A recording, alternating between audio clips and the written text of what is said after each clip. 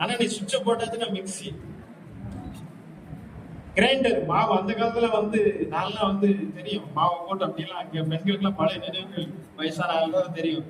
மாவை போட்டு ஒரு சின்ன ஒரு கட்டை வச்சு அப்படி தள்ளிக்கிட்டே மாவு அடிச்சு நாங்க சின்ன பையன் எல்லாம் தள்ளி விட்டுட்டு இருக்கோம். திருக்கைகள் இருக்கும் உலக்கை எடுத்து அடிச்சு. இப்ப எல்லாமே மாறிடுச்சு. எல்லாம் மனிதனுடைய சிந்தனை மனிதனுடைய வாழ்க்கையை இலகுவாக்குகிறது.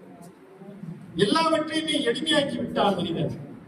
படைப்புகளை குறித்து சிந்தித்துக் கொண்டே இருக்கிறார் தன்னுடைய. ஆனால் ஒன்றை மறந்து விட்டார்.